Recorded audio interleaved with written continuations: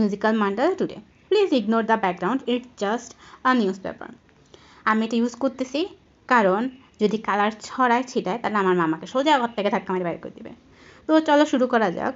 প্রথমে as for those asking about the king's curse and when that next part will come, it will take some time because I will start writing the king's curse after finishing chapter 1 of the recent story I am writing.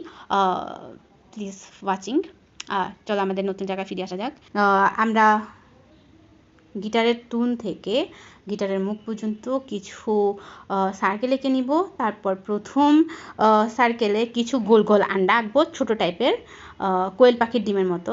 তারপরে হচ্ছে আমরা কিছু ছোট ছোট পাতার মতো shape দিব, তার উপরে কিছু সাপের মতো প্যাঁচায় প্যাঁচায় শেপ দিব। তার উপরে আমরা হলুদ কালারের একটা মার্কার পেন দিয়ে পাতার মতো কিছু শেপ দিব। তারপর সেখানে আমরা দুইটা কালার কম্বাইন করবো, একটা হচ্ছে অরেঞ্জ কালার, একটা হচ্ছে ইয়েলো কালার। তাহলে হচ্ছে কি কালারটা একটু ব্রাইট হবে। আর মার্কার পেন ইউজ করলে কালারগুলো একটু দেখতে ভালো লাগবে না, যার জন্য হচ্ছে একটু পানি দিয়ে তুলি দিয়ে হচ্ছে কালারগুলো মিক্স করে দিব। আর তারপর সবগুলো আমরা কালার করব, যেমন গিটারটাকে কালো কালার করব।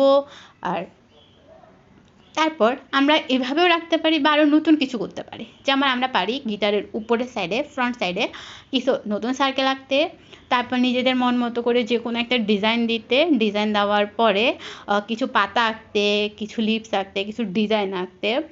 পাতা লিপস দুইটা মিনিংই সেম, আচ্ছা তোকে ইগনোর ইট। তারপর আবার আমরা হচ্ছে গিটারের নিচে বটম সাইডে কিছু সার্কেল এঁকে আবার নিজেদের মতো কিছু ডিজাইন দিব। যে যার মনের মাধুরী মিশাই যা পারো, যা ইচ্ছা আঁকতে পারো, কোনো সমস্যা নাই। শুধু আমরা যখন ডিজাইনগুলো আঁকবো তখন আমরা খেয়াল রাখবো যাতে আমাদের ডিজাইনগুলো একটু ক্লিন হয়। আর যে ফাঁক ফাঁক সাইড চলছে, মানে খালি যে সাইডগুলো আছে ওই সাইডগুলোকে আমরা একটু কালো কালার করে দিব, তাহলে হচ্ছে কি আমাদের কালারটা একটু ডিজাইনটা ফুটে উঠবে, আমরা ভালো মতো দেখতে পারবো।